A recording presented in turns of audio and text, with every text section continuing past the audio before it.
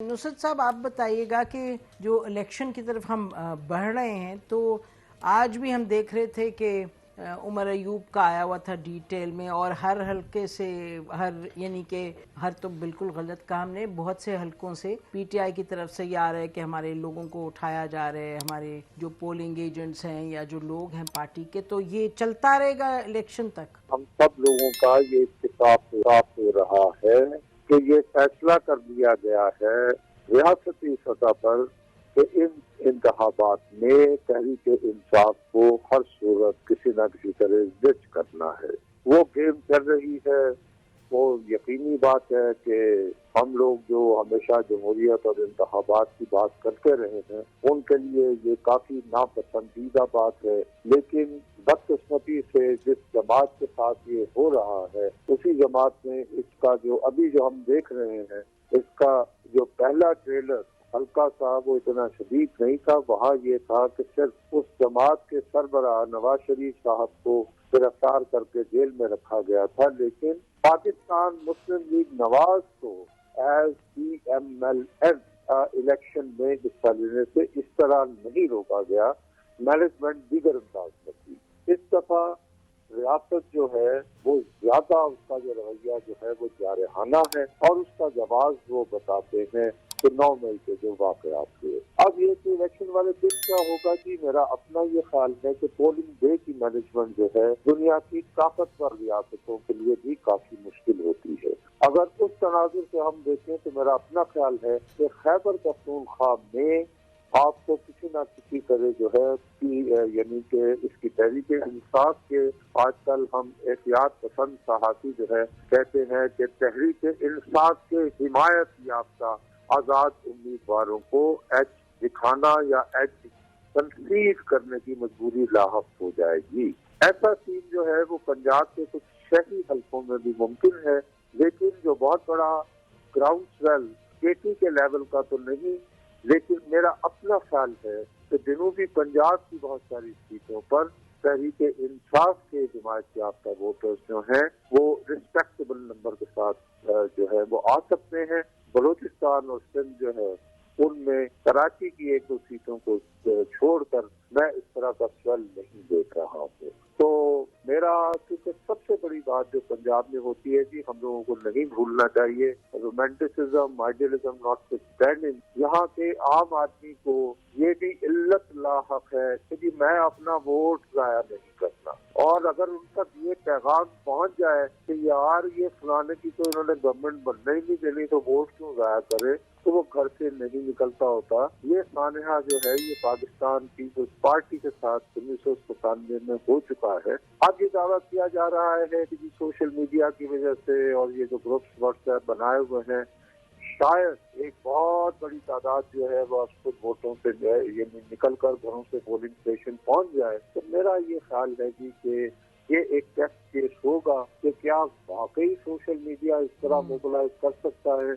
अमूमन वैसे social media पे जो आपको इनकलाबी फजा नजर आती है वो अरब बहार में तो बिलाखिर नाकामी हो गई थी। मिस्र और ट्यूनिस, हो सकता है हमारे यहाँ डिफरेंट हो जाए अपेरेंटली। क्या नुसरत ये वही उसी तरह के पुराने मामलात हैं या आपको कुछ दिखाई देता है नया इसमें? दोबारा आपसे अर्ज कर रहा हूँ कि मेरा अपना ख्याल है कि पोलिंग डे वाले दिन उस स्केल की मैनेजमेंट जैसी 77 में हुई थी, मेरा ख्याल है मुमकिन नहीं रही। और खास तौर पर जिस अंदाज में नौजवानों को पीटीआई ने मुखालफत किया है, उसको जहन में रखते हुए पोलिंग डे जो है उस दिन उस तरह के टैक्टिक्स इस्तेमाल करना बहुत मुश्किल है जी, जो 1977 में हुए थे। अब घर घर मोबाइल पहुंच चुका है, और उस तरह की ये नहीं है कि दूर बड़े वाक़या हो गया करे कसूर के किसी गाँव में ये हो तो जी वो लोगों को 2-1 दिन बाद पता चलेगा, ऐसा नहीं होगा। मेरा अपना ये ख्याल है कि तमाम तर मुश्किलात के बावजूद जिन हल्कों में पीटीआई के कैंडिडेट एक मुनासिब अंदाज में अपनी कैंपेन कर रहे हैं, तो वो ग्राउंड स्वेल का फायदा उठा के एक रिस्पेक्टेबल नंबर में हाउस में आ सकते हैं। इट ऑल डिपेंड कि वो किस हद तक जो है फोकस उनकी कैंपेन है। कुछ इलाकों में ग्राउंड स्वेल होने के बावजूद वोटर्स की मोबिलाइजेशन के लिए तहरीक इंसाफ के हिमायत याफ्ता उम्मीदवारों ने भी इतना काम नहीं किया है।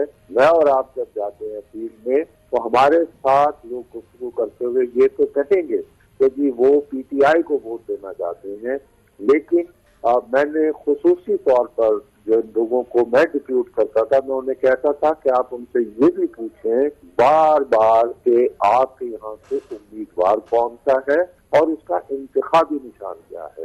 तो काफी हलकों में ऐसी सूरत हाल भी देखने को मिली है कि मुमकिना वोटर जो थे वो इसके बारे में इतने क्लियर नहीं थे। ये कम अज कम आज से 3 दिन पहले की बात है।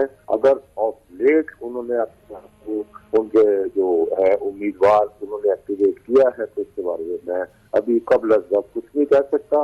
मैं इवेंचुअली किसी एक जमात को अक्सरियत जो है वो मिलती मुझे नजर नहीं आ रही। वैसे बातें 2/3 अक्सरियत की भी हो रही हैं।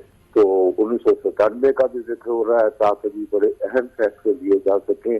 मुझे समझ नहीं आती कि 1997 के हैवी मैंडेट का अंजाम क्या हुआ था, तो अब क्यों वो हैवी मैंडेट पर फिर उन्हें दिया जा रहा है। मेरा ख्याल है हैवी मैंडेट से तो सबक सीख लेना चाहिए था। It's better not to have a heavy mandate और let it be as it is.